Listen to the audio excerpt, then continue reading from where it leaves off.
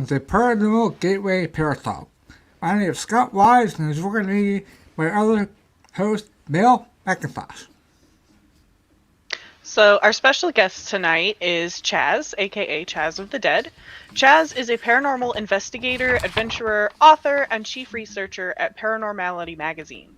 Chaz has traveled the world investigating paranormal locations and trying out psychedelic experiments. His first book, Paranormal Expeditions, Hunt for the Friendship, A Story of UFOs, Nazis, Psychedelics, and Expedition to the World, covered his investigation into a supposed group of aliens living in remote Patagonia.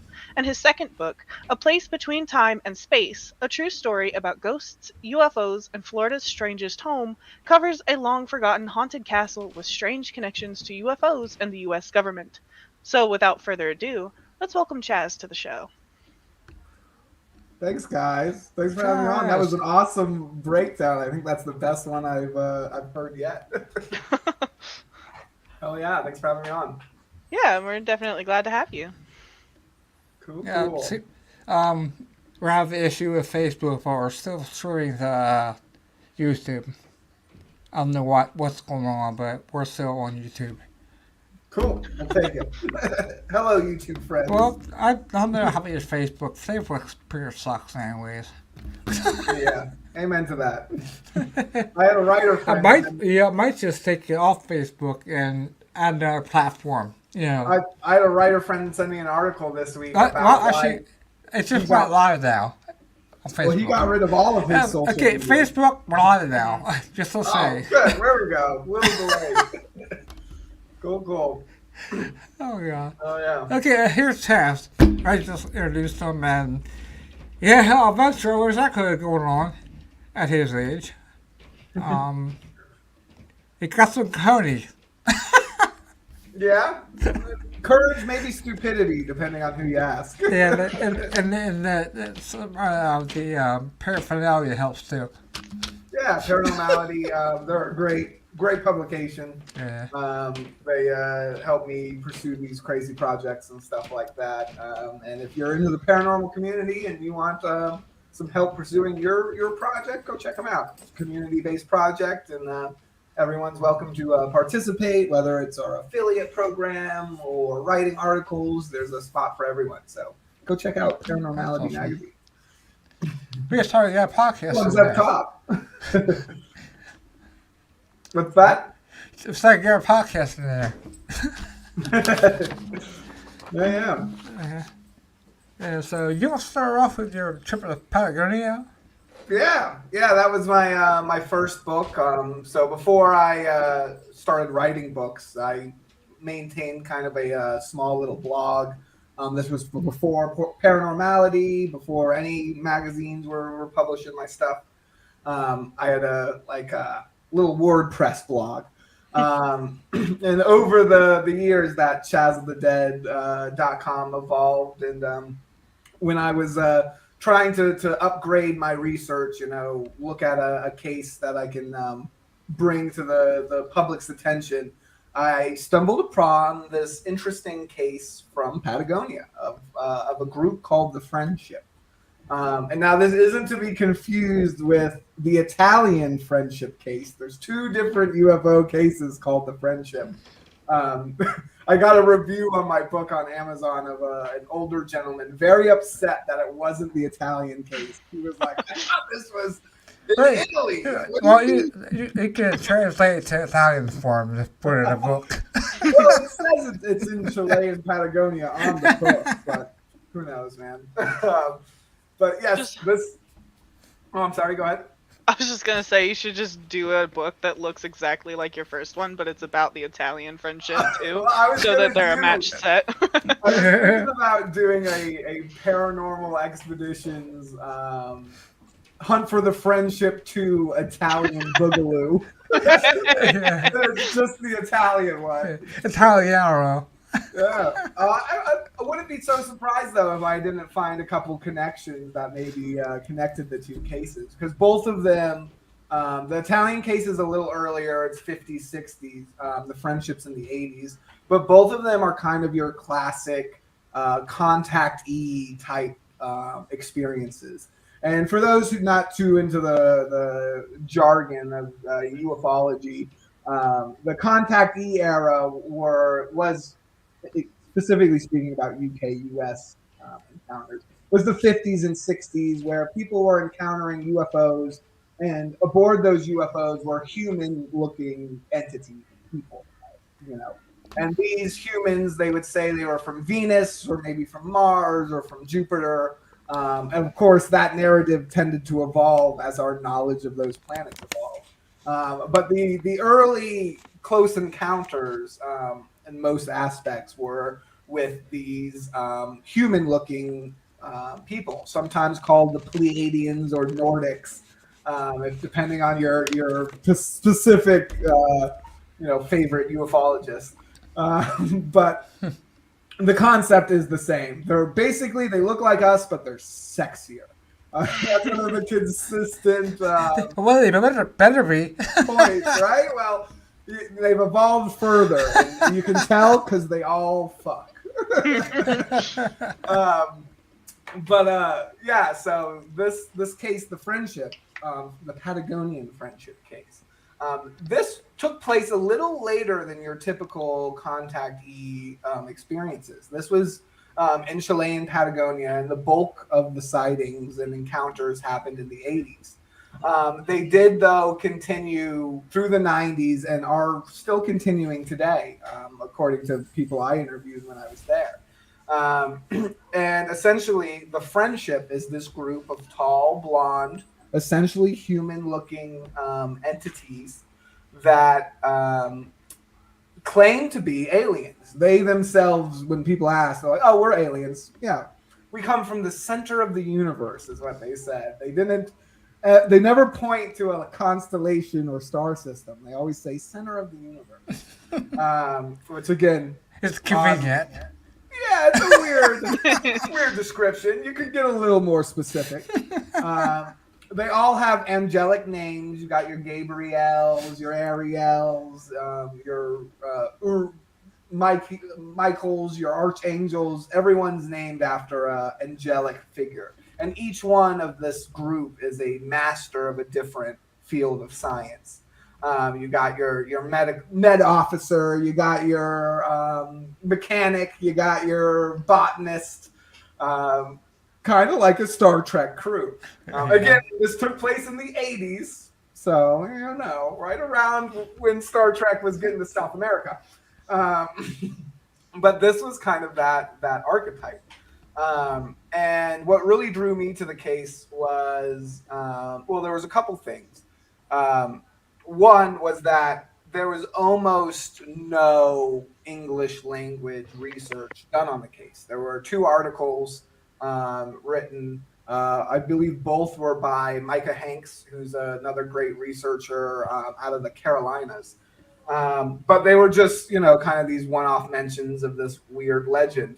And I was immediately kind of attracted to this one because I like to investigate from the ground up. A lot of paranormal investigation, as I'm sure you guys know, is top down. I believe everything's demons, and therefore when I go and investigate, everything I find is a demon. Or I believe in the grays or whatever it is, and you start to just cherry pick evidence that supports that theory. The ground up explanation looks at all of that stuff and tries to figure out, well, what's the best common explanation for this phenomenon? And this friendship case had a ton of explanations. There are all kinds of theories, and they really represented the big theories, the strong opinions of various different camps in the paranormal. And I thought, since that was the case, it would also be a great case to not only examine, the human explanation, the ET explanation, but also the explanation that most of my research explores, and that's that psychedelic explanation. And so with all that in mind, I packed my bags and flew down to Chile to spend a few months in country interviewing people and going to various UFO hotspots and trying some psychedelic experiments and looking into these various explanations. Yeah. It's an extra step I think a lot of paranormal investigators don't typically take. And I think because of that, there was this response to the book that I definitely didn't expect. You know, the first edition I self-published.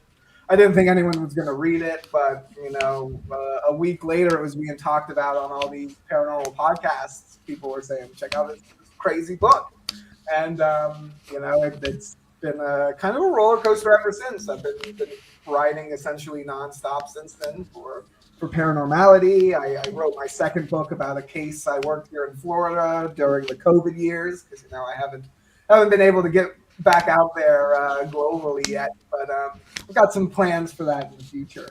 But this friendship case was certainly something that I was very glad to be able to bring to the forefront to the conversation, because I think it's one of the more intriguing and bizarre cases, you know, of the modern era, especially and secondarily because in the U.S., man, gosh, we have so many, you know, paranormal writings, publications, and shows and stuff. But they typically cover like the same places over and over again. Like, how many times has a ghost hunting show been to Bobby Mackey's? If I have to see someone hang out at that place again, I'm gonna blow my brains out. All right. Again, it's a great story, but you can only hear it so many times. And so the opportunity to, you know, travel the world and find these stories that aren't as discussed, aren't as well known, and bring them to the forefront is something I kind of relish in. I really enjoy. Yeah. With the friendship, you discussed about being Nazis, possibly. Yeah. Do you want to cover that part? Yeah, about how they're all look the same, and how Hitler always wanted everybody to look the same. They had to be pure. Right. Yeah, well, exactly. And I'm sure some of the listeners have already maybe put this together a little bit. And I'm again a little skeptical of the friendship and their claims to be extraterrestrials naturally, as I think anyone should. So, you know, while I was doing, and the book is segmented like this. The first half is my research, all of the online, all of the trudging through books. And then the second half is the on-the-ground investigation. And so in the first half, I came across this theory that was been proposed by a lot of investigators, and I think Micah Hanks touches on it in his articles as well, that this group is potentially an escaped group of Nazis. Because if you hear the description, you know, tall, blonde, proficient in various sciences, this concept, this image kind of emerges of an escaped group of maybe SS officers or German scientists who, you know, instead of claiming to be Nazis, are like, you know, it's a way better cover story than that. Let's just say we're aliens. And this was a theory I was really intrigued by, you know, because there's always a human explanation when it comes to these this phenomenon, and sometimes it's laughable. You're like, okay, yeah, sure, humans did that one. You know, your Travis Walton Fire in the Sky cases, those kind of ones really kind of lean away from that human hypothesis, but it's always there. There's always that potential. And I found this potential that the friendship could be a group of escaped Nazis really intriguing, especially because of their location. Patagonia is some of their most remote, you know, islands and wilderness in the world. It's right there in South America. It's split by Chile and Argentina, two countries who received some of the most Nazi escapees. And I go at length about that subject in the book. When I went to Chile in Santiago, one of the first places I went to was the General Cemetery. And it was to finish this part of the book I had been writing about Walter Ralph, who was a SS officer who invented the mobile gas chamber, which was this truck that would feed its own exhaust fumes back into itself. And they were using these before the large-scale camps were set out. It was estimated that he killed 250,000 people this way. And he escaped and lived out his life, died an old man in Chile, in Santiago. And when I went to the cemetery, well, first, one of the most awkward moments of my life was being a white dude in South America, being like, hey, because the general cemetery, it's huge. It's like hundreds of acres. There's apartment building sized mausoleums. It's really a fascinating location. And there's really two separations. There's the poor area where they're all kind of piled into these they almost look like prison blocks, and they're walls filled with, caskets and cremated remains. And then there's the fancy side of it, which are these like plots that these crazy mausoleums are built for families. And, there's some that are like modern and others are stylized after like ancient Incan architecture. And there's literally ones that are 12 stories plus high. And it was in one of the courtyards of one of these ones. It was a 12-story building for Italian families who had lived in Santiago. In the courtyard, in one of the ground patches, was where Walter Ralph was buried with his wife and one of his children. And it was well maintained. Like, there's rose bushes and people are leaving flowers and stuff. So he's still got ancestors alive and well. Oh, wow. And so that was my first, maybe there's something to this Nazi theory. Yeah. After that, I went further south and wound up in a place today that's called Villa Bavaria, but it used to be called Colonia Dignidad. And this, I was mentioning before we went live, was probably one of the sketchiest, darkest, strangest investigations that I've been on. This place, Colonia Dignidad, was ran by a former Nazi medic named Paul Schaefer. And he was a pedophile. He was preying on the kids who grew up and lived in this compound. They had a school. Going out there was also one of the most bizarre trips I've ever taken, because I went to I found it on a map. I was like, all right, well, let's go to the town that's close by, and we'll catch a bus. It's how we backpack. Typical buses, trains, the rare plane. So I get to this town, and they're like, oh, no buses go there. I'm like, what do you mean no buses go there? And they're looking at me like I'm crazy. They're like, do you know what that place is? Like, of course no buses go there. And I was like, well, how am I supposed to get there? And they're like, well, they ask around the bus station, and this guy's like, oh, you take this bus to this village, go to this address, and knock on the door. If the guy's there, he'll drive you the rest of the way for $20. I'm like, if not there, can you expert behind the door waiting for you? Oh, yeah, these tourists. They never see a hostel? There was a decent chance. But I did, and he was home, and it was a good, Cool.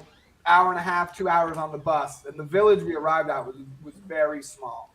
And then it was another hour and a half, 2 hours into the mountain from that village that guy drove us.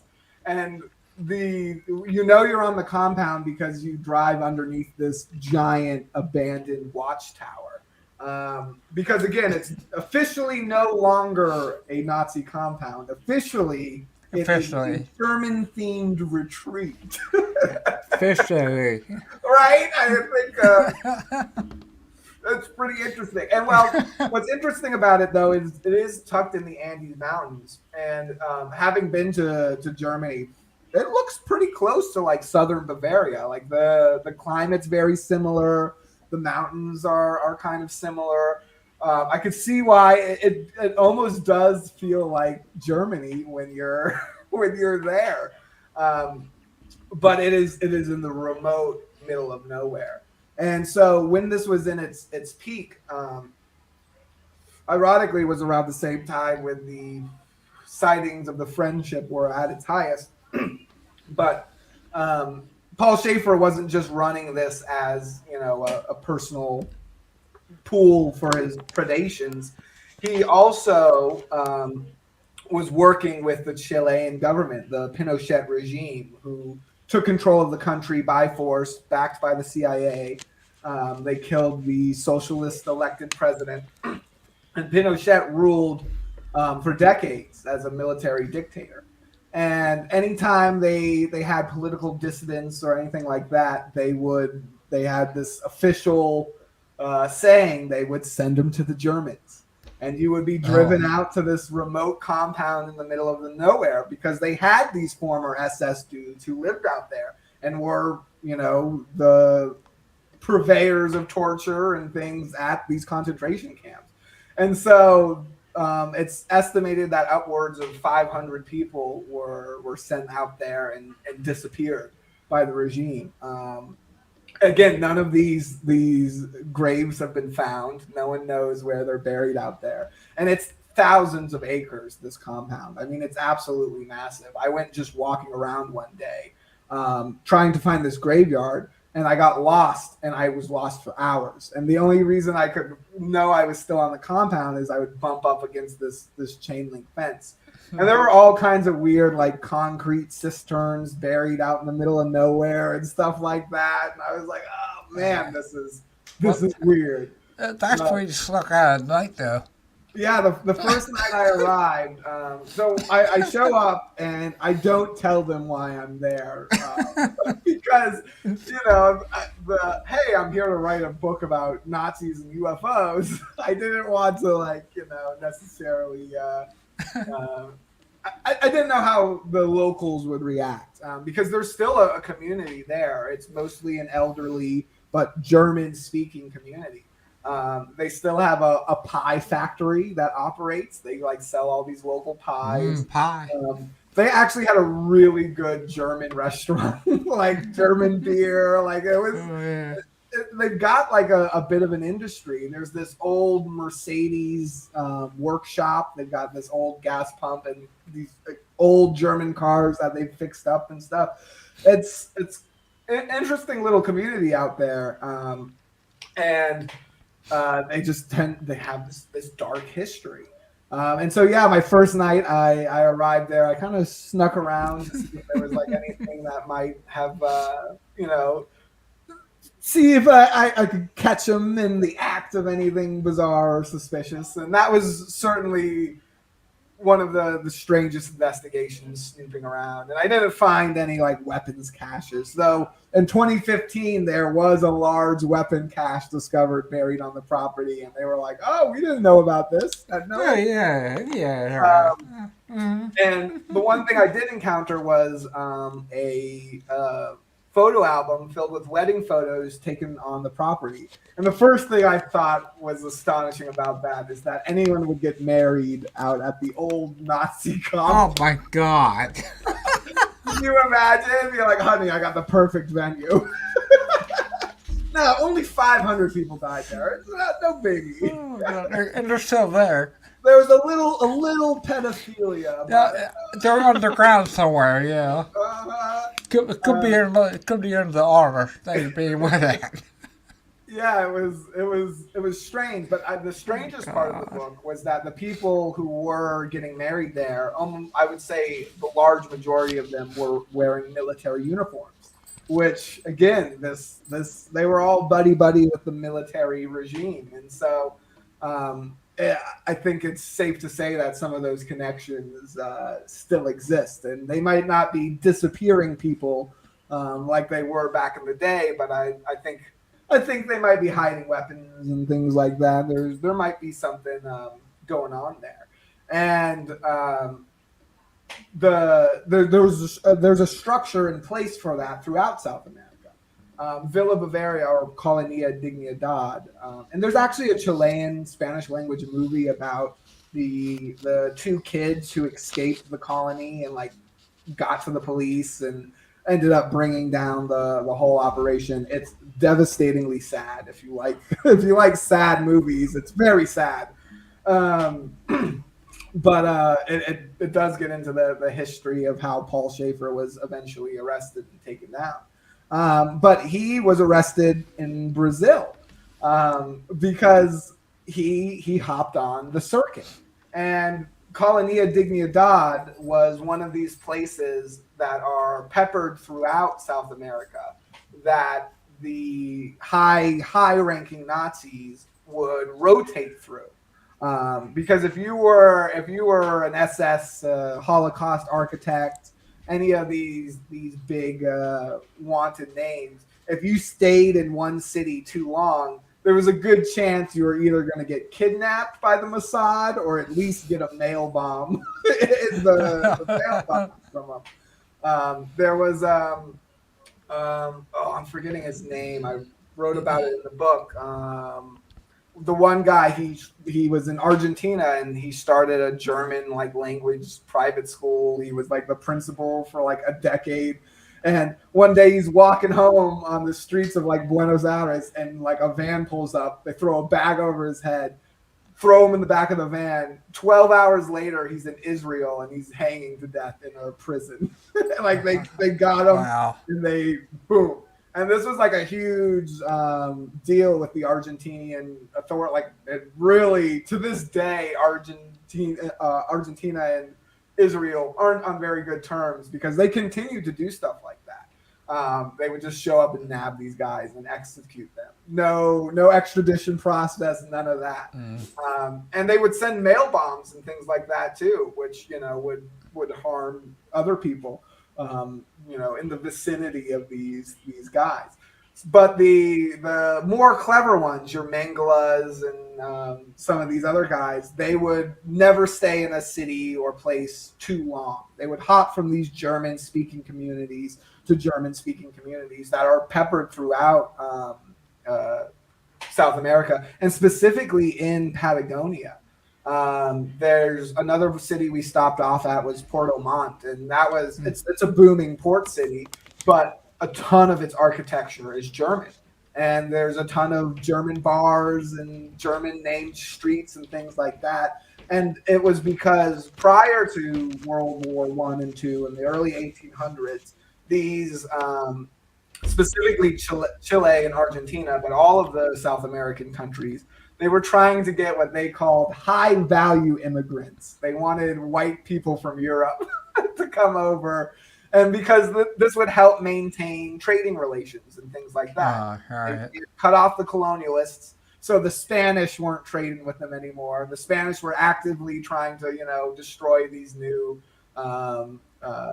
governments and things through sanctions and things like that. So they were trying to fix that, and by doing so, they set up these communes essentially for European immigrants and specifically German immigrants. And the U.S. did the same thing too. There's still some remote Midwest communities that are German speaking and German's the second language, German names of places and things like that. And so, obviously, if you were an escaped Nazi, the U.S. was a hot place. You weren't going to those communities. But South America, wide open. There was no extradition treaties in place for any of those countries that were after them. But the Mossad would still whack you. And so it's known that Mengele was at Colonia Dignidad for a while. They had a hospital there. That's how they sold it to the local population. They were like, "Oh, don't worry, all these Nazis are moving in, but we're going to build a hospital too." So don't There you go. in the middle of nowhere where no one can access it. It's going to be there though. In Mengele, he worked at this hospital as a general practitioner, which I think is pretty crazy that there's probably some Chilean dudes out there who were birthed by Mengele. But he wouldn't stay very long. He would hop back on the circuit. There's another Bariloche in Argentina. There's this remote mansion. The only way you used to be able to access it was by boat. You had to take a boat across this massive lake in the Andes Mountains. And supposedly Hitler lived there for a time. That that old idea that he escaped and made it all the way down. Interestingly, in that town of Bariloche, there was also, and there are records attesting to this. There was this hotel where a lot of these SS dudes would meet up on Hitler's birthday, and they had like this party at this ballroom at this hotel for a few years in a row after the war. And so, yeah, there was certainly a lot of Nazi activity going on. And so being there in Villa Bavaria, seeing the infrastructure and stuff like that, it led me to think that there is a good chance that perhaps this friendship group falls into this explanation, that there was a remote group like Villa Bavaria, perhaps even more remote on an island in Patagonia. Maybe they were a crew from a U-boat, and that's why they have all this weird tech, and they can only be transported to and from the island by boat, which again matches up with a lot of the friendship lore. But when I was there, almost everyone I spoke to and interviewed in Chile was like, no way, they're aliens. And I thought that was one of the most fascinating things That's how it makes money. Well, it's bizarre. They are the whole Chilean society is very alien ET focused, like even more so than we are here in the US nowadays. Like it's been a non-fringe topic for Chileans for a really long time. The only and it's in part because of their government. The military dictatorship, horrible and all that. But I believe it was towards the end. It actually might have been the democratic government that put this in place. But they are one of two countries that have a government funded, above board, completely public UFO research organization. There's a branch of the government that looks into UFOs. And they've been putting out videos of UFOs being filmed over Chile for decades. And they're as intriguing, and some of them are more intriguing. There's this one where it's like an object, it's two spheres, and they're connected in the middle with this bar, and it's like spinning in a weird way, and then it dumps out these plumes of gas, and it's like this hot gas escaping from it because it's being filmed on this infrared camera. Mm-hmm. The same ones that the Navy used to film the famous New York Times UFO videos that we're all familiar with, the gimbal and the go fast. The gimbal right. One, yeah. Well, Chile's government's been putting out videos like those for years, and so people there are. Do we get access to them? I wrote about a couple of them in my book. I saw the blog. Yeah. There's a couple of them where I describe there's the blog. Inexplicata is a great place to go. Yeah, that's the one. That's the one. Where they cover all kinds of Latin American paranormal stuff. And they anytime Chile puts out a video like that, they usually do a cover on it. And then, of course, the other country that has an above-board one is France, and that's where Jacques Vallée was originally hired, and that's where he originally got into the UFO phenomenon. He was working for the French government, similar to I'm blanking on the names for my second book. It'll come back to me, but similar to J. Allen Hynek. Similar to J. Allen Hynek with Project Blue Book, but Project Blue Book here was all top secret, right? No one was supposed to know we were looking into the UFOs. France and Chile are just like, hey, we're looking into it. This is weird. We don't know what it is. And they're upfront about it. And so I think that certainly in Chile has had the effect on the people where they're like, oh yeah, aliens are real, and they come to Chile. They're definitely like visiting. And Chile is a very thin, long country. There's deserts in the north and mountains all the way down, Patagonia in the south, which is one of the most unique environments in the world. And all up and down the length of it, tons of UFO sightings and reports. People have had some of the most bizarre encounters and experiences all over the country.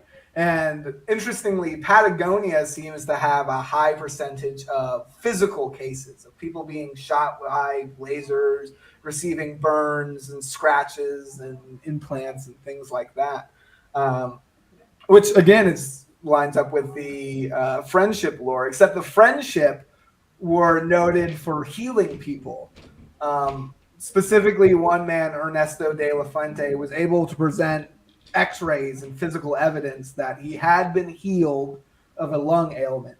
Now, there's been a lot of debate about whether it was cancer or like just like a weird like plaque buildup, or there's been some weird discussions. But the truth of the matter is, he disappeared to an island in Patagonia for a few days, and this lump was removed somehow, with no visible scarring or anything like that. But others have reported being visited and healed by the friendship. Reports from people being cured of blindness to all kinds of stuff.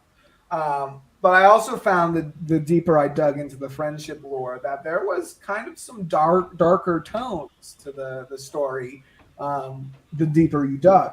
Because the initial story is that these guys, they're angelic, they're the Nordics, they're here for peace and love and light, and, space communism, or whatever you want to call it. But when you read more about their interactions, there was some sketchy stuff going on. They would often pay people in like pure platinum or gold bars or counterfeit money. And there was one instance where this woman, her boat was hit by their boat. And this is another interesting detail. The friendship usually travels by boat.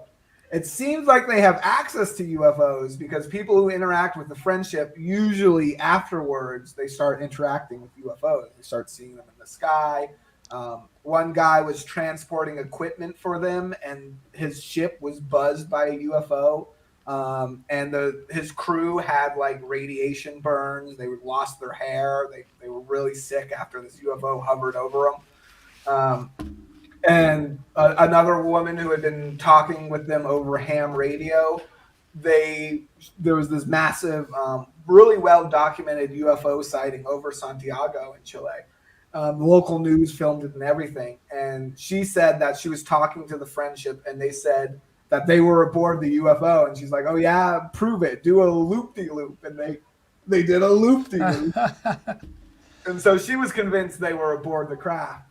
But no one reports. I haven't yet to come across a report of them actually stepping out of an object, except for the earliest known encounter of a blonde entity in Chilean history.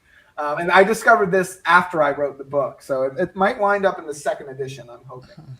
But there's a report from the conquistadors who first set up Santiago as a city, that one day this war party of Native Americans just shows up and they surrender.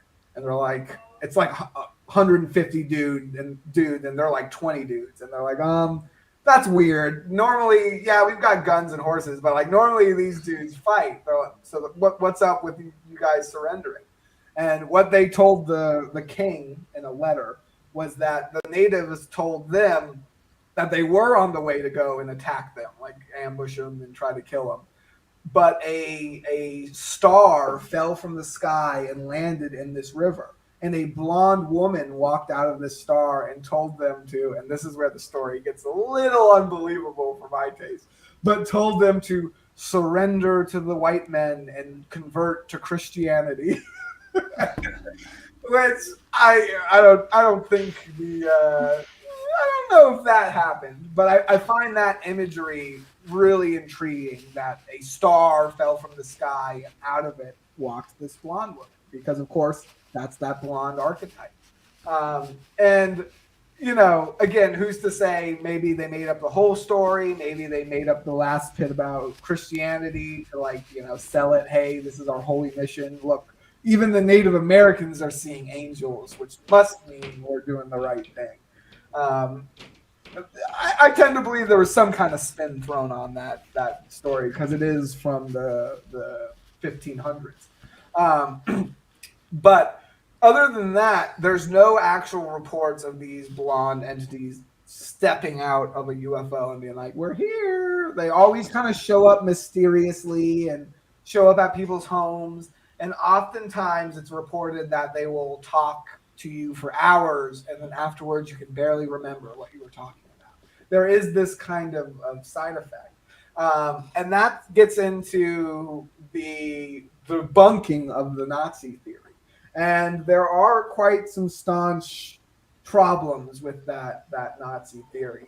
And it's beyond the idea that they have this, well, first, everyone who encounters them reports them having this peaceful aura, right? And as someone who's traveled a lot, I've met a lot of German people, and I love German people, but I don't think I would describe any of them of having a peaceful aura. There was even this one dude I worked with at a dog shelter in Greece. He was a vegan, had a crazy mohawk, German dude, super hipster, chill guy.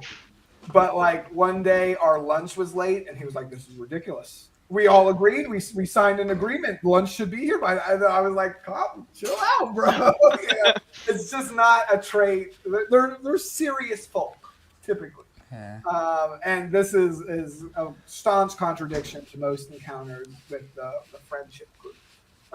Second, and even more glaring, I think, is the age of these entities, the age of these humanoids. They're all reported to be hot. They're early 30s, peak physical perfection. They're all the dudes are studs. The ladies are Miss Americas. They're stunners, and that is just not how a community works. You know what I mean? Like when I was in Villa Bavaria, they didn't all look the same. No one was like, they weren't all just shredded. You know, you're going to have various ages. You're going to have various body types. There's going to be kids, be old people. There's going to be variety. There's, if you're SS officers, that's also a problem. For this theory to work, we've got to think about the years in place. The war ended in 1945. The Nazis were escaping then. The bulk of the friendship sightings are in the 1980s, 35 years after the war. So how is it that we have all of unless they're all second generation, which, again, if they were, you would still expect to see some variety. You would expect to be, maybe some of them are half Chilean. I mean, they've been living in South America. You think they're only, maintaining the purity of the Reich? Maybe. But it seems unlikely from some plain, calculations that they are necessarily a group. Now, again, of course, there's could be various spins and various ways to see it. And that kind of left me, again, with my third explanation. And I say I'm ground up, but I'm a little top down when it comes to this psychedelic theory. And that is only because of all of the experiments and experiences I've had. And this idea that the phenomenon is... it involves us meeting it halfway, that our consciousness paints it and affects our interaction with what essentially are glitches in reality. Bizarre things that don't quite make sense, and our mind does the best it can to make sense of it. And I feel like I've experienced this in some physical experiments, but it's also been documented by some other investigators. There's a case I hope to get out there and investigate in person in Namibia, in Southern Africa, where it's this light sphere that follows people's cars around in the middle of the desert. And very similar, we've got the Marfa lights in Texas who have reportedly done that. It's a very common UFO archetype. And so nowadays, when this happens, people are like, "Oh shit, a UFO. UFO is following my car. It's buzzing me." Very strange. But interestingly, in the early colonial eras, you have this description of these balls of light in the middle of the desert. And when you get closer, it's your classic ghost woman. in a white flowing robe, and this ghostly archetype, which again was more popular in the 1800s, 1700s, 1800s when the colonization was occurring. But what's most interesting about this is that there is a close to the southern border with South Africa, around this riverbank, they experience this weird light ball too. But this is a really remote region. It's not really great for farming. It's pretty good for sheep herding, but not much else. And so colonization wasn't quite as complete as it was in other places in downtown Windhoek and the cities of Namibia. And this area, they see this light sphere, but when they get close to it, it's a flying snake. And they have this report. It has almost it has flaps like a king cobra that it uses like wings. It's got smoke that comes out of its eye. It has this heat associated with it. And most interestingly, the impacts that it leaves, it likes to drain the blood of animals, of cattle, of sheep specifically. It leaves 2 perfectly burned puncture holes and drains all of the bloods and sometimes organs, which of course lines up with UFO cattle mutilations. And it also leaves scorch marks. It leaves burns on the ground. It burns the wool of the animals, which again lines up with UFO activity. But the people of this region are seeing a flying snake. Now, the snake has a giant glowing light on its head, so when you see it from a distance, it looks like a light sphere. But once it gets closer, it takes this snake-like form.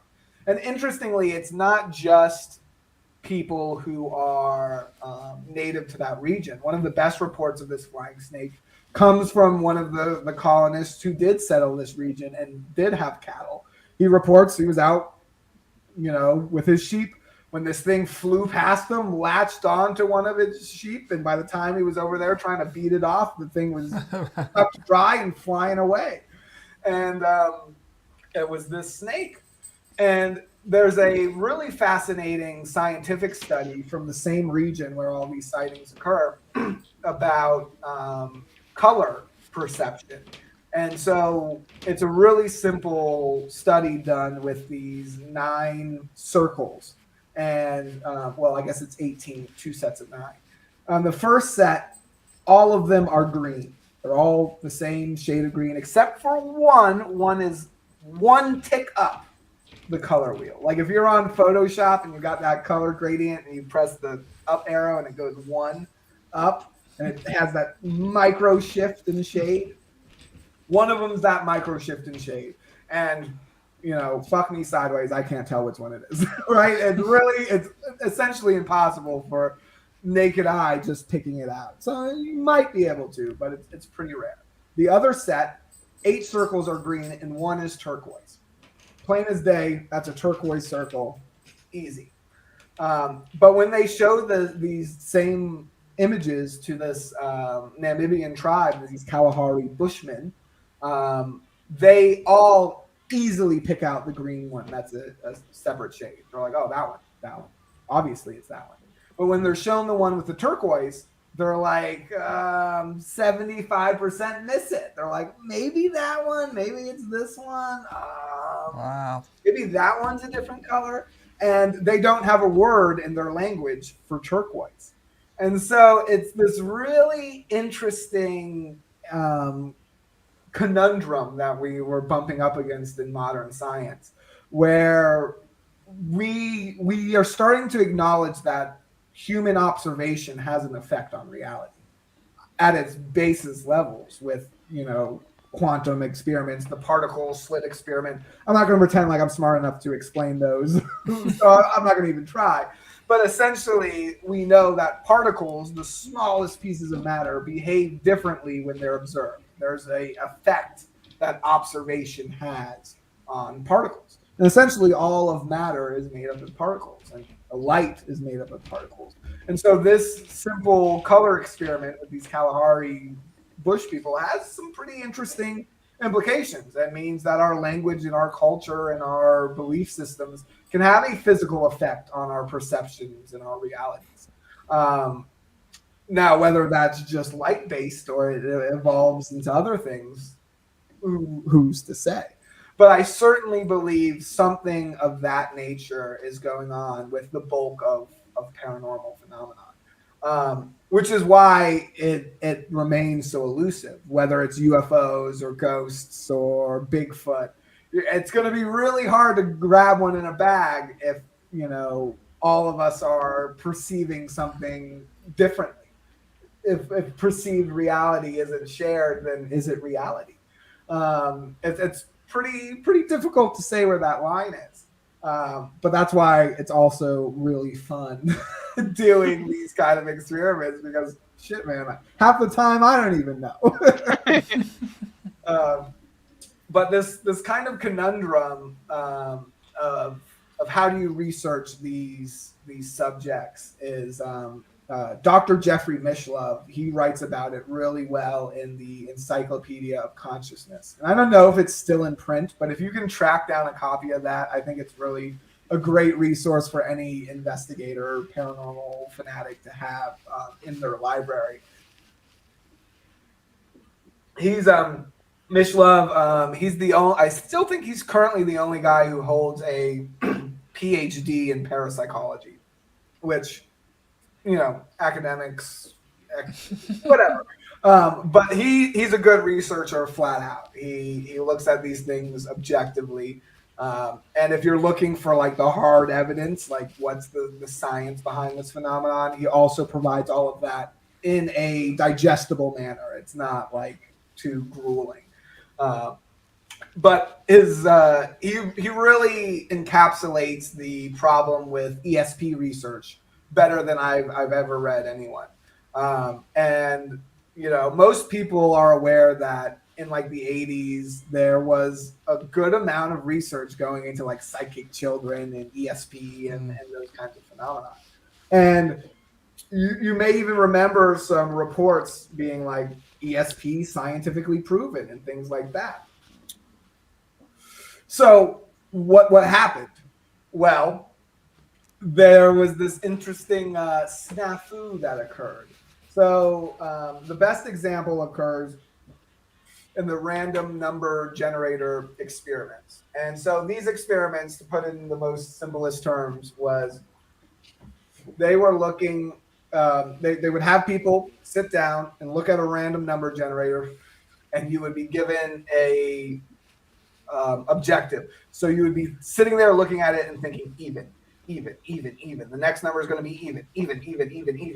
And you would sit there and just keep mental spamming even at the computer.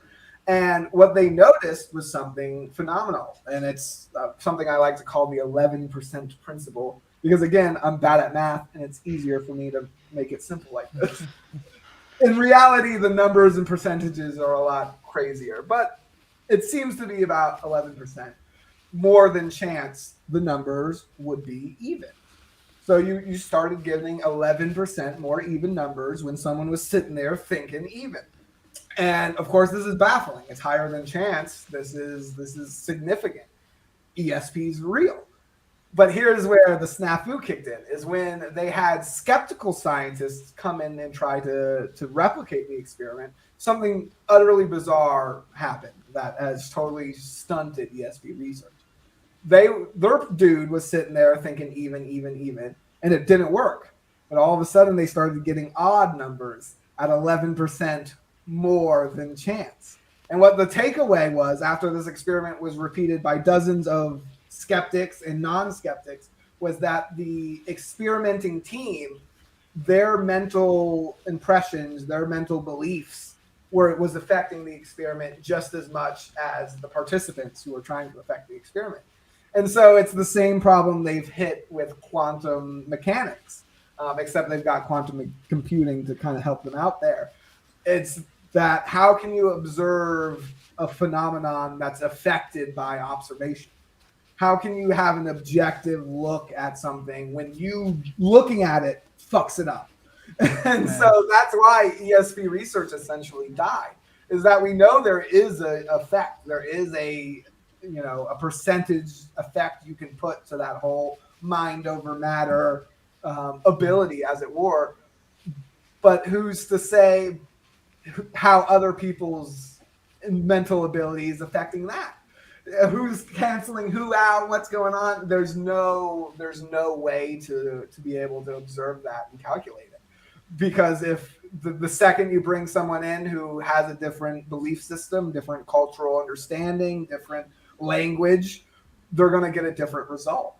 And I think in this 11% principle, in this snafu, is somewhere in there. That's where we're going to find some answers to the paranormal phenomenon. Interesting. Wow.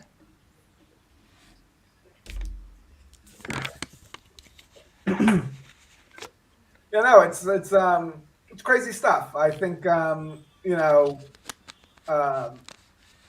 it's still definitely a controversial opinion in a lot of paranormal communities. Ghost hunters, they like to stick to their ghosts, and UFO guys, they might be the worst. Actually, no, I'm gonna take that back.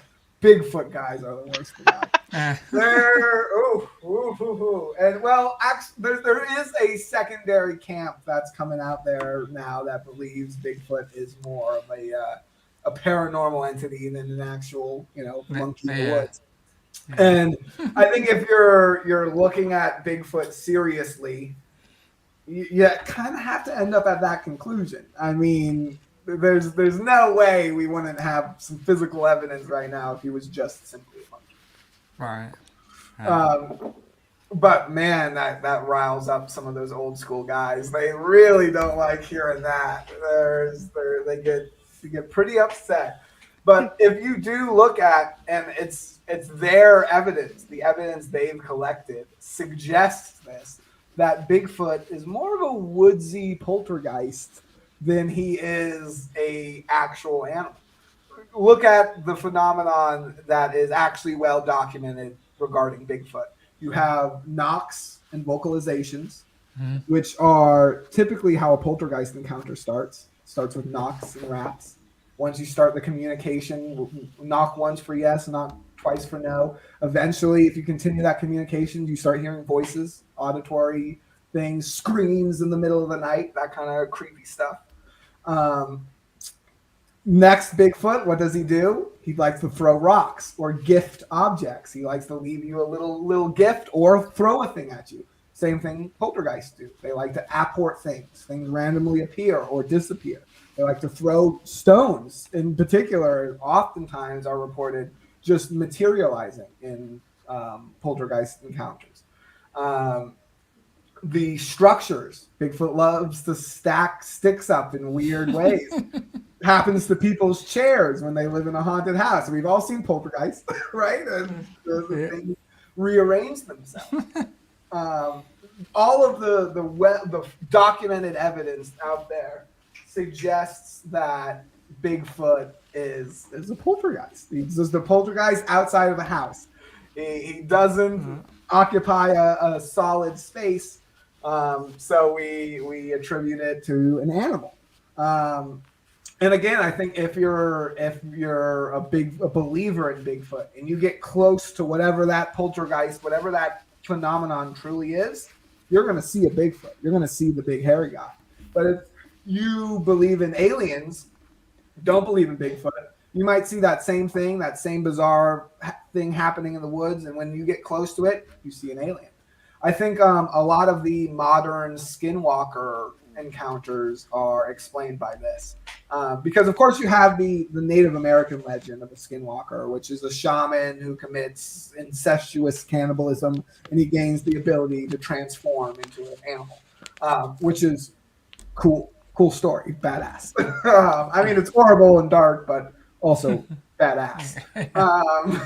But the modern day skinwalker accounts, if you're like reading them on 4chan or Reddit, that's not what people are reporting. They're reporting these half bovine, half animal, morphed, disturbing kind of creatures. These goat men, dog men, bizarre, warped wildlife.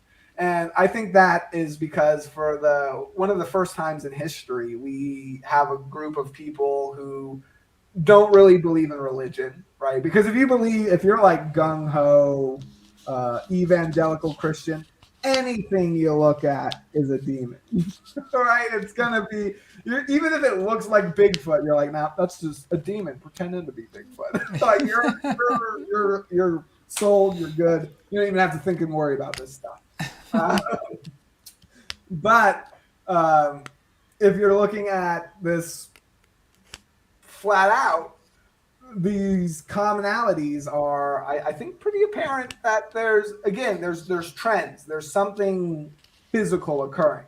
Now, our perception of it seems to be painted by our internal processing, but externally, there is something physical happening. I mean, all of these things we've discussed leave physical ramifications, from mutilated animals to even Bigfoot leaving a physical footprint. I mean, it's leaving a print.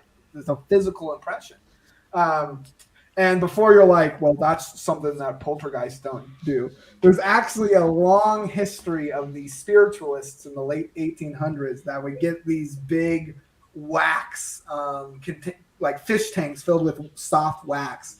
And they would get these hand impressions and foot impressions of the ghosts inside wax.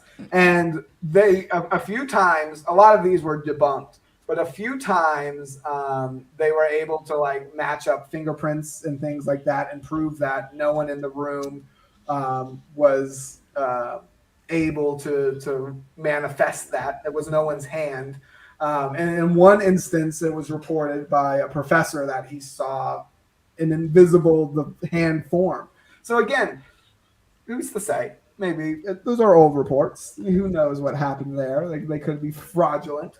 But the evidence seems to line up. The skinwalker thing, that's what I was on a second ago.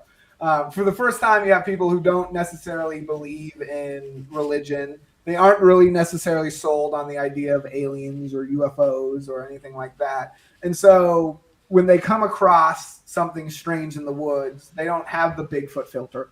They don't have the demon filter. They don't have the alien filter. So what their mind does is the best it can. So well, you're in the woods, so let's give this thing like some deer antlers, some fur, some hooves, because, you know, we're in the woods. That makes sense. But also, we don't know what this is, so it can't look like an animal entirely. So let's make it like anthropomorphic. Let's give it some weird bones and maybe a weird haunch. And because we don't know what it is, brain, we should definitely make it scary so we know to run away. And so that's why you get these crazy, bizarre monstrosities that have been popping up in more recent times. Anyways, that's one theory. Yeah. Wow. Yeah. There's so many theories out there. Yeah. Now all that being said, I'm not 100% on the psychedelic theory either. I think that there is other theories out there, especially on it's definitely a case by case scenario. I think for the large groups of phenomenon, for what a lot of people are experiencing over decades, the Bigfoots, the poltergeists, the things that we can't outright solve, or we've been failing to solve, I think tend to lean towards that explanation. But UFOs, man, that one's still. Some days I wake up and I'm like, it's definitely the government. I've proven it. I've got a whole B theory, I like to call it, a little bit of a pun, that goes into this idea that human beings might be responsible for, at the very least, the UFO phenomenon. I definitely don't like to discount humanity. It's one of those, if you take the odds to Vegas, this is like the analogy I like. If you take the odds to Vegas, you got your extraterrestrial hypothesis, you got the psychedelic hypothesis, you got the inner Earth crypto-terrestrial hypothesis, you got the trickster hypothesis, whatever it is. You want to get the Vegas odds on them. I'm pretty sure Vegas would look at history and be like, well, out of all these things, only one of them we know happens for real. And that one is humans keep secret shit and do sneaky shit. We know that happens 100%, right? And it happens in all areas, politics, crime, policing. There's all kinds of conspiracies and, dudes making deals and keeping shit secret.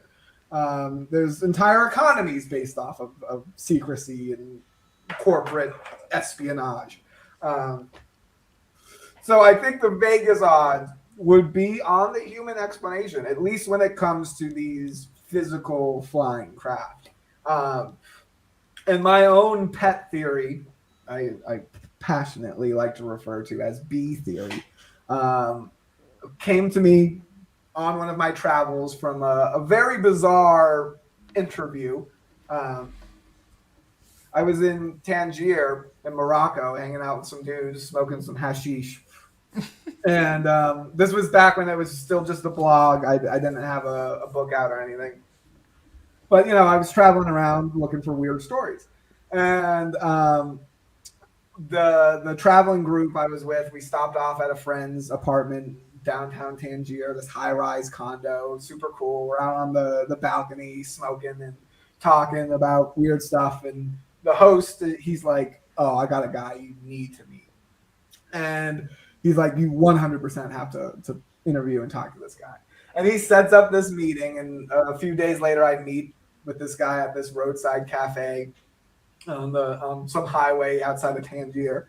And we have dinner, and I'm with a traveling group, and we have dinner and we talk with him. And he tells me some of the craziest shit I've ever heard. And it was so crazy that I literally didn't write any of it down because I was like, there's no way any of this is true. And now years later, I'm like kicking myself for not like hanging on every word. But the gist of what he said was like, oh yeah, no, I know UFO pilots. Yeah, I know a couple guys who fly UFOs. And he's like, yeah, they're government craft. They are based on honeybees. There's an anti-gravity chamber in the thorax of a honeybee, and they reverse engineered that, and that's how UFOs work. And he said it like that, like super nonchalant, like it was like common knowledge. Like, you haven't heard this? The world doesn't know about this yet? And it was really, and again, that was the craziest thing I had ever heard. I literally back pocket of my mind, I didn't even write about it. It was just one of my favorite stories I would tell when I was talking to paranormal people because, well, one time I heard from this crazy dude in Morocco that yada yada. I did meet with him a second time at his home outside of Tangier, and he did have some weird assets and things that made his supposed CIA connections a little more believable. But it's not like I saw like any like top secret documents or anything. There was no like solid confirmation. It was just he had access to some stuff that an unemployed American dude in Morocco typically doesn't have access to as an unemployed American dude who was traveling through Morocco. But other than that, there was no like solid confirmation. And I actually wrote about this as just a little paragraph in my first book, The Hunt for the Friendship, when I was going into the Nazi explanation.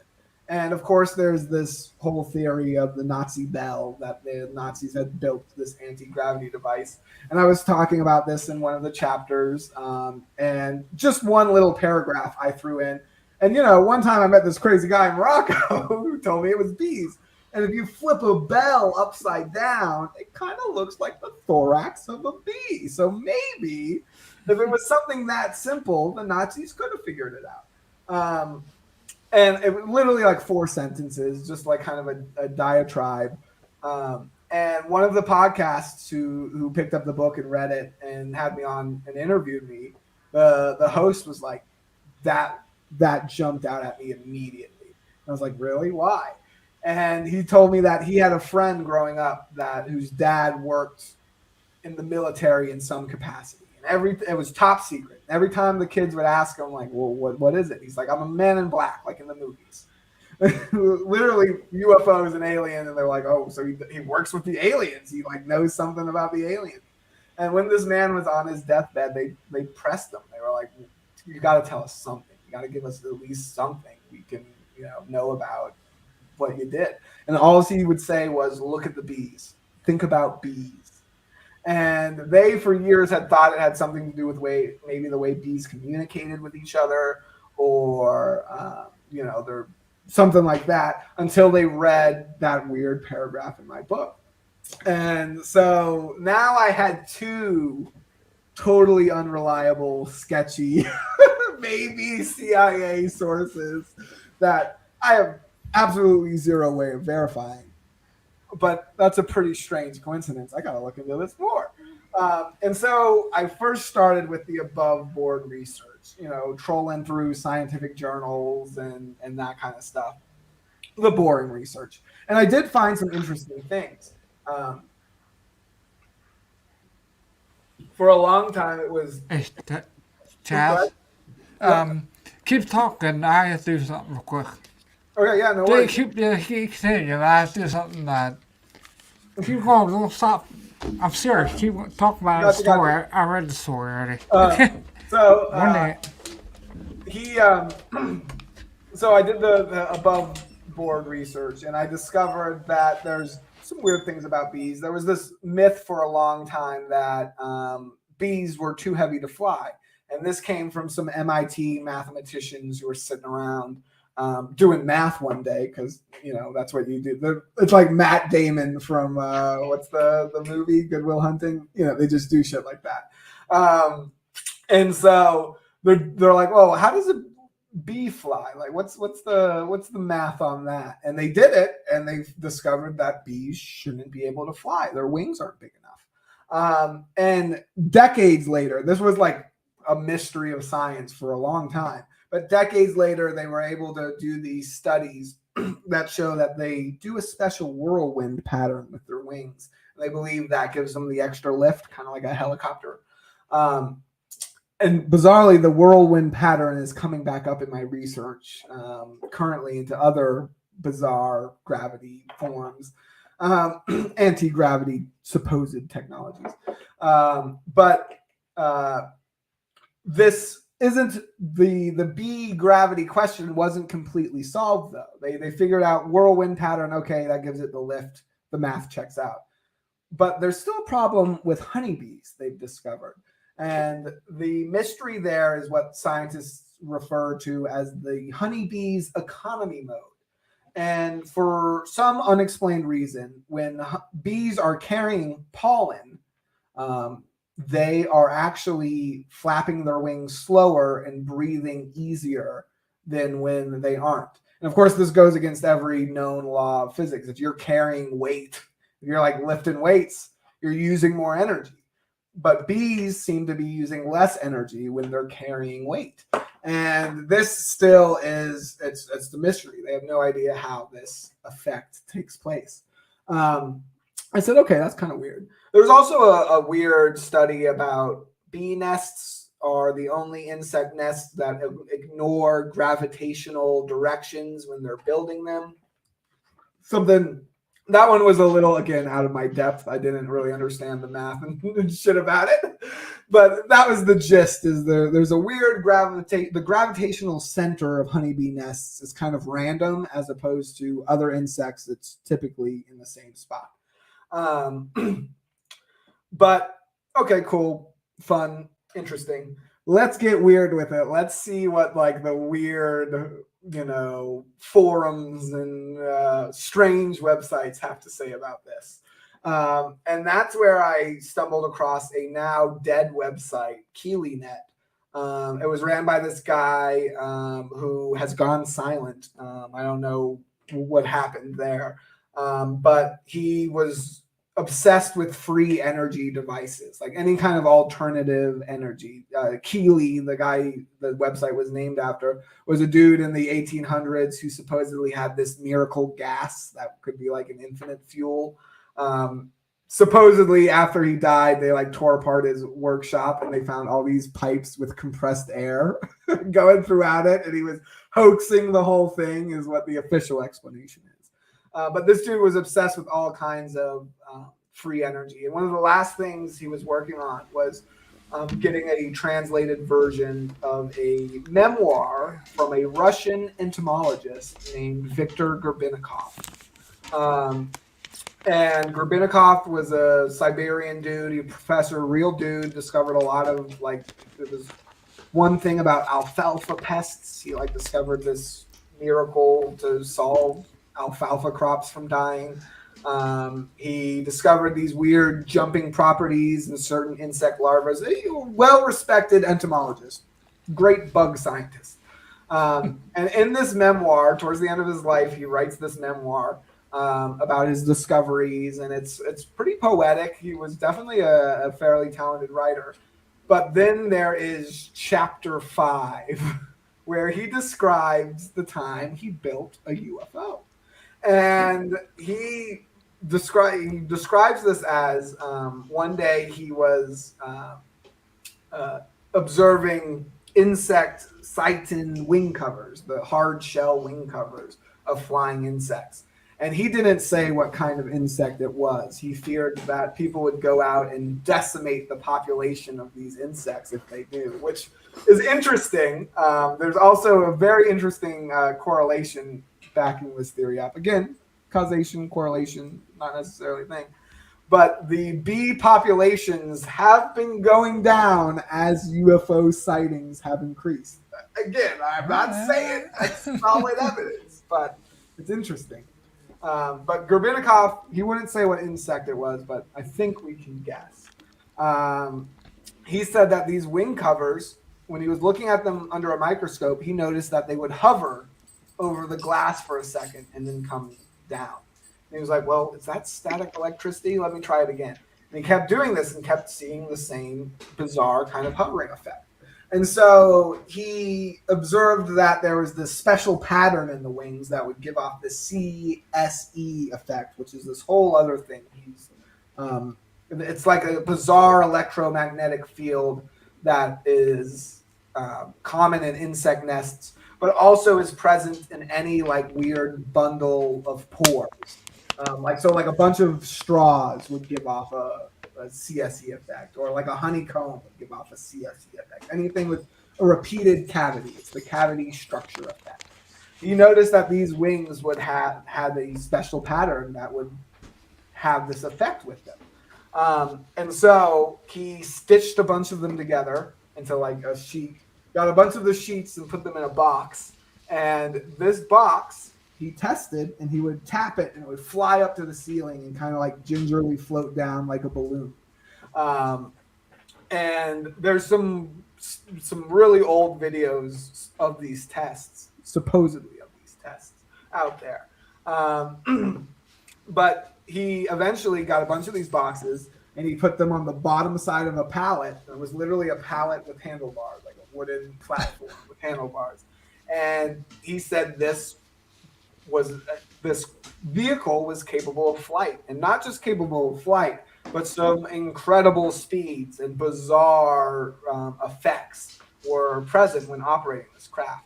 The first thing he noted was that when he first took it on a flight above his little university town in Siberia, the next day people were calling into the news reporting not a squat Russian scientist flying on a platform, but they were seeing metallic discs and glowing triangles and these weird classical UFO shapes. And he noted every time he flew the craft, when people would look up and look at him flying it, they would see shapes like this. They wouldn't see him. They would see glowing geometric shapes. He also noted a super bizarre list of side effects. Places he would operate the craft frequently would have poltergeist activity. If he dropped something off the side of the craft, it would disappear and reappear. Like on one instance, he dropped a vial and it disappeared. And it was found fused into a window. The glass melted together. And throughout this area, throughout this building, there were perfectly round melted holes in people's glass windows. which is something that was reported in the Mothman case here in West Virginia in the U.S. It's something that's popped up in actually a lot of UFO encounters, those perfectly burned little holes. He also described some bizarre time effects occurring. He, on one instance, because he would fly this to his research field out in remote Siberia and collect insect samples, because that was his job. And so he was flying it out to one of these research fields. He found some larvae, popped it in a test tube, put the test tube in his vial, and flew back home. Like an hour flight, not too long. It could go incredible speeds, but since he was literally just a dude on a platform, like he was like, I would never like take it that fast. I would like never go over like 50 because he was literally strapped in with like a leather belt and that was it. No airbags, nothing. But he, on this 1 hour flight back, he pulls the test tube out of his pocket and the larva is fully grown, something that normally takes months. And wow. This paired with some other things, he was like, I should probably stop using this. Like, what is it doing to my organs if it's doing this to a bug? But the other reason, and the main reason he stopped, is he realized that people are seeing UFOs all over the world, not just me here in remote Siberia, which means someone else has discovered this effect, this mode of transportation. And they aren't telling anybody. So I'm not going to get whacked over this. I'm going to go back to looking at bugs. I'm done. And he died in 2001. And the owner of this website, of this KeelyNet, was in correspondence with his son. But after the website got shut down and this guy who was running it went dark, no one's really been able to follow up the story. And I was actually planning a trip to Russia to follow up the story in person when they invaded Ukraine. So now I'm not. I had a friend from Russia. She was going to sponsor me. Like I was like really getting this prepared to try to track down his Gorbinikov's family and this craft. But currently unsafe to travel to Russia as an American. So that project has been, or at least the trip to Russia portion of it has been permanently postponed until the foreseeable future. I'm crazy, but not that crazy.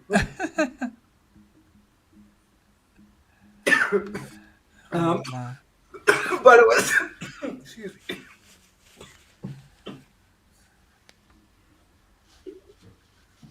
But it was the side effects that Gorbinikov described that convinced me that there might be something more to this theory. Because in my first book, Hunt for the Friendship, I wrote a list of similarities between the psychedelic experience and the paranormal experience. And that includes bizarre effects in time. That includes, auditory phenomenon, visualizations, apparitions, viewing of strange worlds, all of these similarities essentially between the paranormal phenomenon and the psychedelic experience.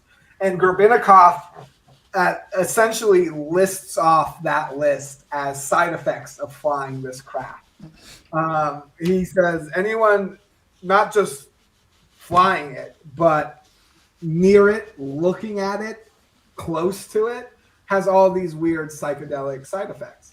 Psychedelic / paranormal side effects. Very similar to the hitchhiker phenomenon that's reported by a lot of people who go to highly active locations and something follows them home.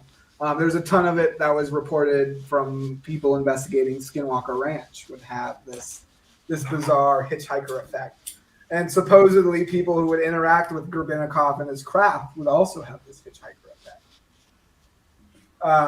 So very, very bizarre. And again, it's one that I've been looking into. And when you start, I start to turn into Charlie Day from that movie. Pepe Sylvia, I got boxes full of Pepe. Because when it's true though, when you start looking at the at just all kinds of mysteries from the bee perspective. Again, I'm doing my faux pas. I'm taking it top down. I'm taking bee theory and cherry picking. But I got some good cherries. Let me share them with you.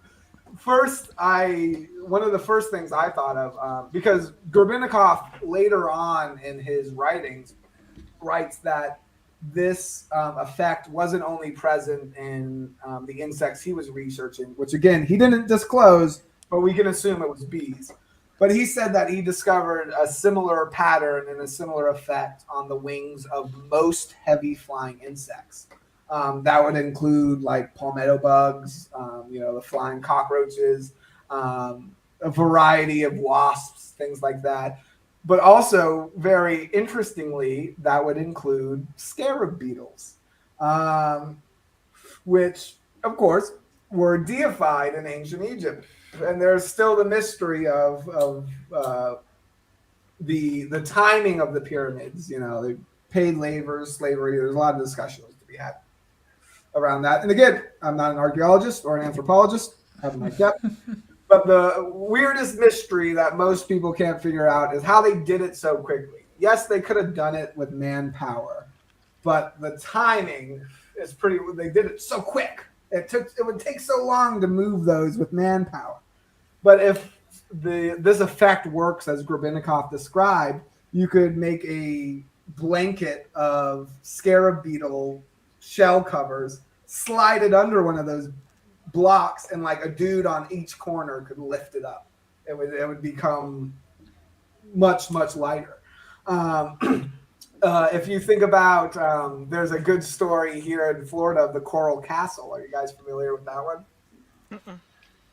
So the Coral Castle is this modern day megalithic structure that was supposedly built by one man. He built it all himself out of these several ton blocks of coral rock. There's like weird celestial calendars. It's this bizarre, like esoteric monument he built out in Homestead, Florida, outside of Miami. And the weirdest part of the story, though, is that the land he built it on originally, there was some kind of legal battle, and he was forced to move. It's not yours anymore. And he was like, no problem. He hired a truck, told the truck driver, don't worry, I'll move him onto the truck myself. Again, these blocks are several tons. The truck driver's like, okay, this dude's insane, but whatever, I'll go get lunch. He comes back, all the blocks are loaded. He's like, all right. They drive to the new site. He tells them again, don't worry, get out of here. I'll unload it. You can come back in the morning. And he's supposedly by himself unloads and reassembles this monolithic site all by himself. And the story from some local kids who rode out in the middle of the night to see how he was doing this bizarre thing. They said that he was carrying this shell, this like conch thing, and it was making a weird vibrating noise. And he was levitating the blocks, like using it as a magic wand, essentially, to levitate these massive blocks.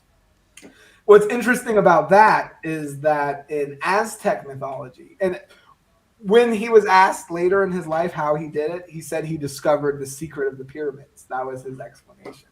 But in Aztec mythology, there's this interesting legend. There's Quetzalcoatl, he's kind of like the main character of Aztec mythology. The feathered serpent, which is actually, this is some deep baseball. I lived in Mexico City for 3 years, and they're very on this at the museums to try to correct this, because in like most American interpretations, we have the feathered serpent like a Chinese dragon, essentially, right? That's kind of the imagery. And the reason that is because there are feathered dragons like that adorn a lot of the pyramids. But Quetzalcoatl, the term feathered dragon, actually translates in the original Aztec to wise man. It's like That's me. Idiom, right? Like it means a wise person. It's a serpent with feathers. That means they have lots of wisdom. He's more like Gandalf than he is like a dragon. You know what I mean? And Quetzalcoatl, he is kind of the main character of the Aztec mythology. And there's, in Aztec mythology, I believe it's 4. I think we're the 5th incarnation of humanity. There were 4 previous incarnations, and they were all destroyed in various ways. But to create the 5th one, Quetzalcoatl descends to the underworld, and in the underworld, the god of the underworld sits atop of a pyramid. And he, to gather the remains of humanity and bring them back for a 5th time, Quetzalcoatl takes a shell or a trumpet, depending on the translation, and he fills it with bees, and he does this special dance around the pyramid. And this tricks the god of the underworld and allows humanity to come back from the dead. And again, I hate to sound like a Graham Hancock, like alternate history guy, but that kind of sounds like, oh, well, the people were wiped out, and the people who survived, who were brought back, brought this weird cone bee technology with them, and that's how we built pyramids. Again, it's interesting. I'm definitely top-downing it. I'm picking cherries to make it more interesting. But it's a very, very good story. Doesn't mean it's true, but again, half of the time I wake up and I'm like, it's psychedelic. Something's going on, and we're interpreting. And the other days I wake up and I'm like, man, it's bees. It's just fucking bees. It's only bees. So again, that's why it's fun. That's why I love looking into the paranormal and researching and investigating this stuff, because it never gets boring. You know, I'm sure I'm in the middle of another crazy UFO theory from a different Russian scientist right now. So it never gets boring, and I think it's great. I think it's important for people to have that mystery and to explore that. I think that's part of the reason we're here. It's part of that human condition. I got into it with a Christian TikToker on a live the other night about this. Oh boy! Because again, no, nothing against any particular religion, this or that, but the concept that, you know, one is better than the other, one's true, and other people are therefore sinners and bad, and or somehow negative or worse. I find that to be fuck off. You know what I mean? And number one, that's not what Jesus Christ believed. Like, what would Jesus do? Jesus would be chill. That was his whole thing, right? Love thy neighbor, man. Like, there's no point would he like blow up a clinic. He would never do any of that shit. But this concept that, like, well, we have the answers. It's the Bible. Stop looking for the answers. And we see it on the other end too with science. What do you mean? Big Bang Theory. That's it. Science is the answer. And to forego that mystery is I don't know, man. It's just like a type of arrogance, I guess. I don't really get it. And I think having that mystery makes the whole experience more interesting and more important. You know, there is supposed to be that question. It's part of this reality. Is what is this? What is this reality? What are we experiencing? It's, I think, what really makes us human. It really separates us from the other creations on this vast globe. I don't know. Even that is political these days. Whatever, man. Animals are cool and all, but we definitely are ingrained with this question of what are we experiencing? Why are we experiencing it?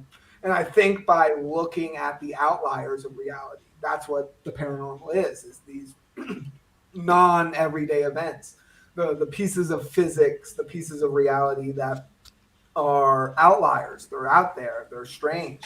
Those, I think, are where we might get a glimpse of what's really going on, and that's why I think it's a worthwhile pursuit, and that you should be at the very least open to these ideas and these concepts.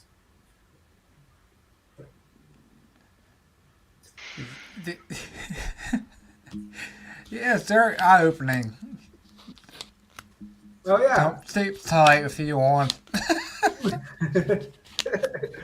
Yeah, I think I've about covered most of my talking points. I'm sure I forgot something, but you can always have me back on. I can do this stuff. Oh yeah, but I'll just keep going if you let me, man. This will go on for. We'll definitely for 9 have back hours. on. We get that the book coming up.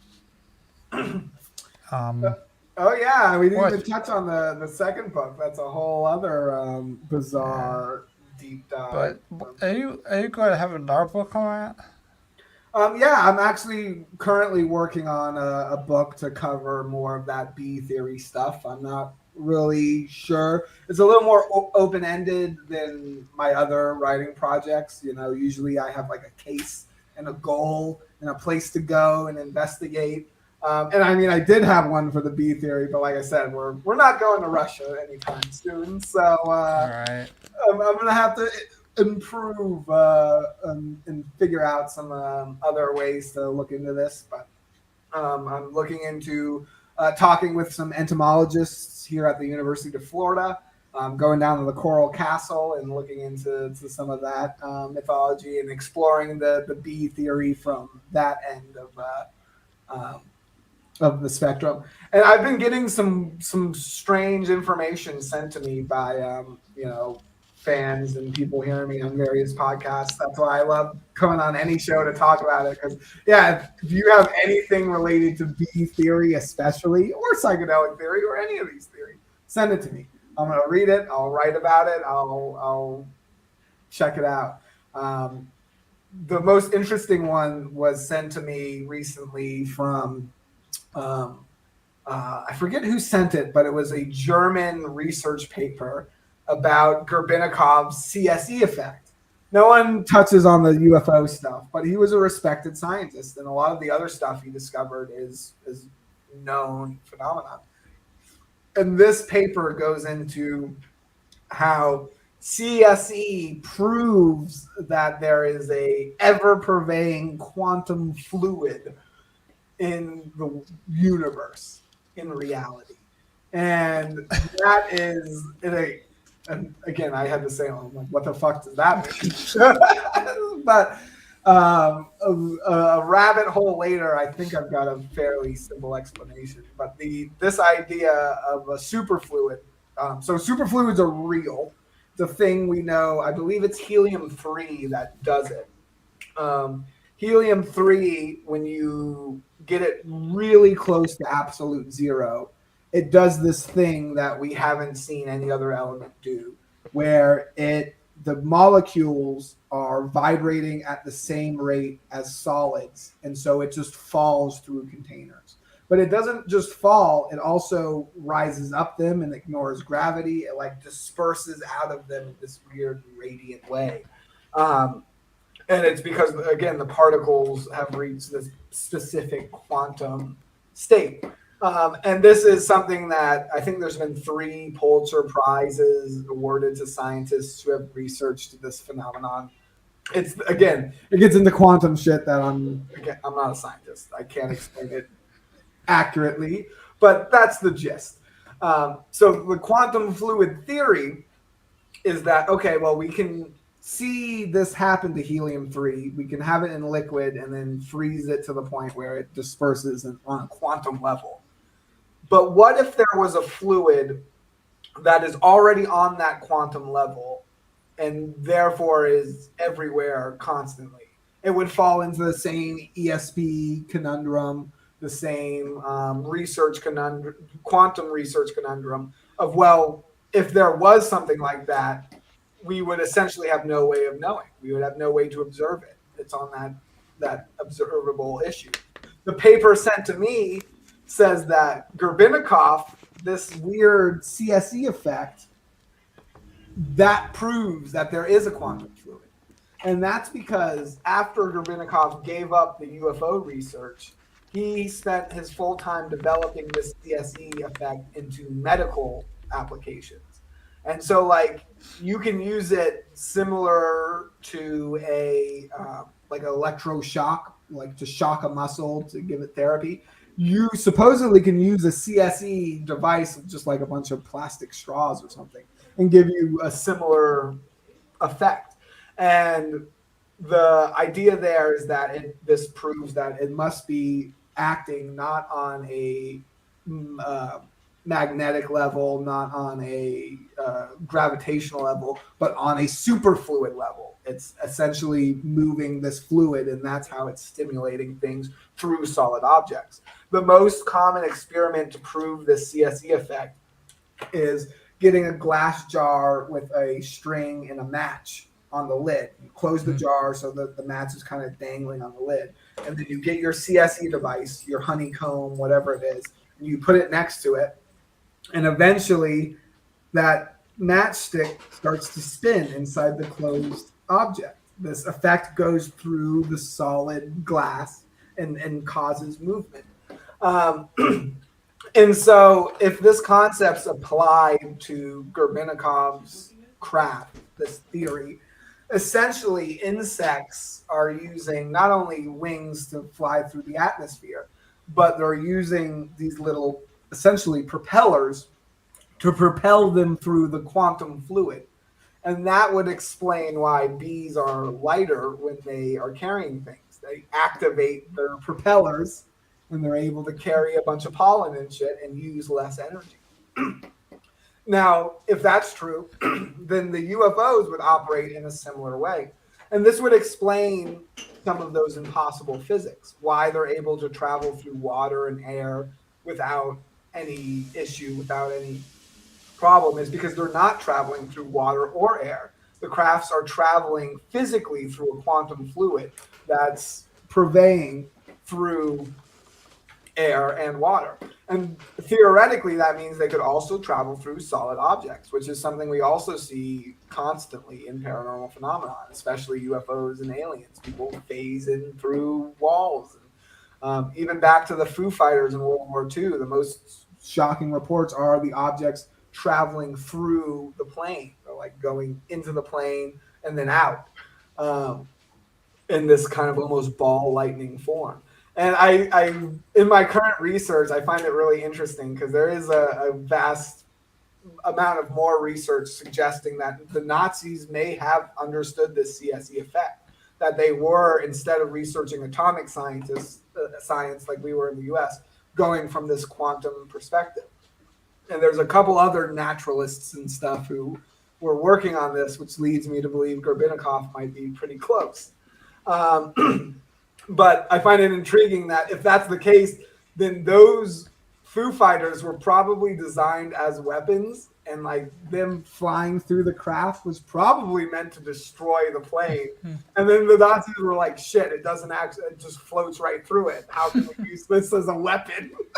Well, fuck, it doesn't work. And that's why their UFOs were essentially for naught. Like they couldn't, the side effects, and the side effects Gorbynikov describes essentially means you can't slap a machine gun on it. It wouldn't work. The bullets would essentially vanish into the quantum fluid and appear somewhere else just randomly. So, again, it's a really good story, right? It's going to be a great book. I predict that it will sell well, but I can't, as a paranormal investigator, as a storyteller, I love it. I'm all aboard. As a paranormal investigator, though, I do have to recognize that I love it too much. I'm definitely caught up a little bit in my own bullshit when it comes to the beat theory. But, you know, that's all you can do is when that happens, acknowledge that it's happening. Because we all fall into that trap of, you know, buying into ourselves a little and our ideas a little too much.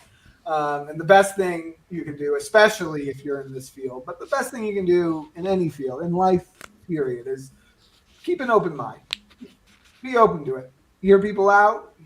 Try to understand what they're experiencing and what their reality is. And then, you know, together, I think we can figure out a more accurate picture, or at least paint the road for the people down the future to figure it out.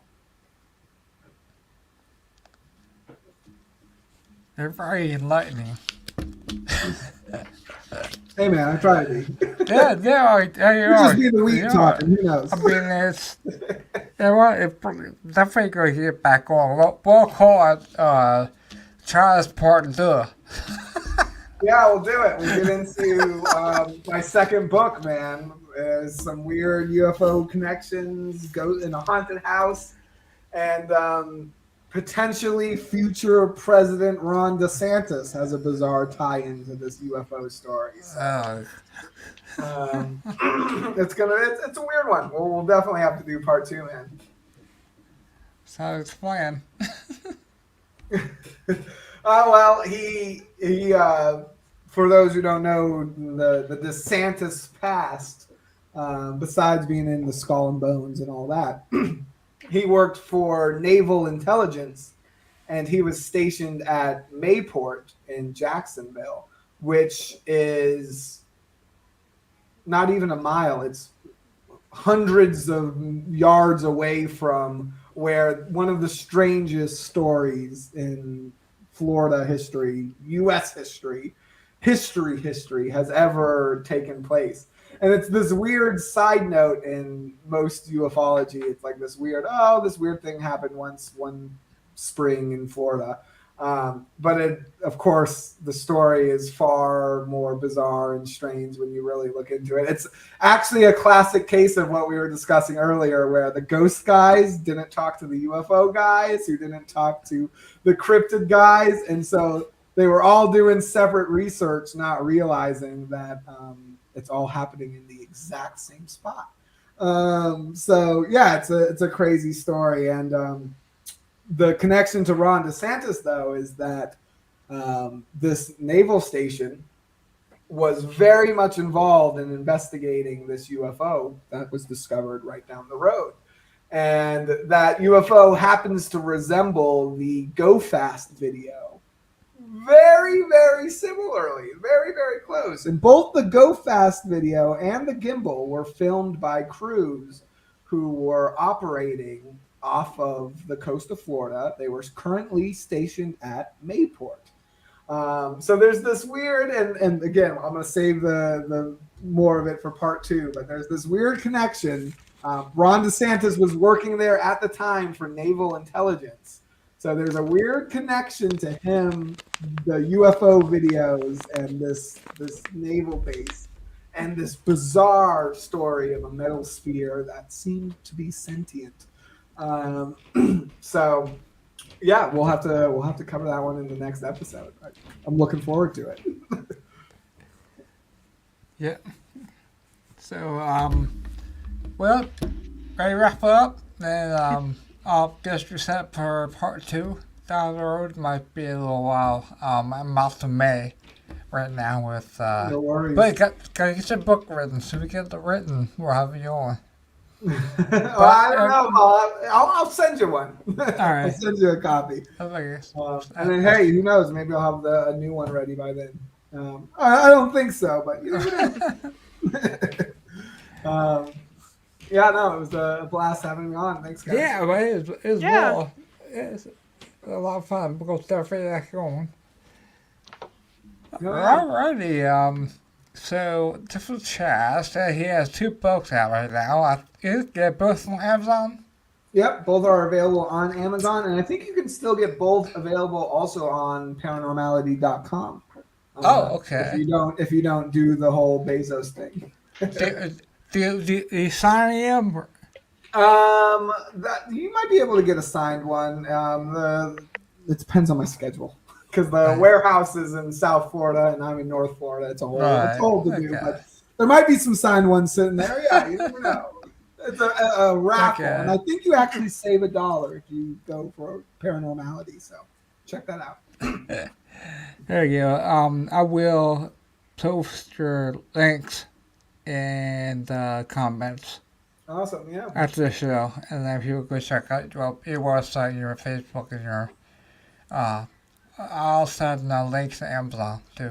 Cool. So. Awesome. And yeah, if people want to find me, I'm on all the social medias at CHAZOFTHEDEAD. You can also check out CHAZOFTHEDEAD.com, where I post all my articles and podcast appearances. And you can find links to the book.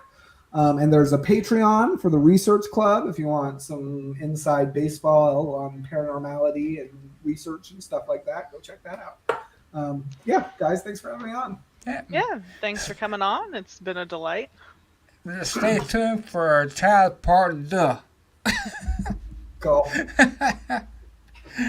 Alright, everyone out there.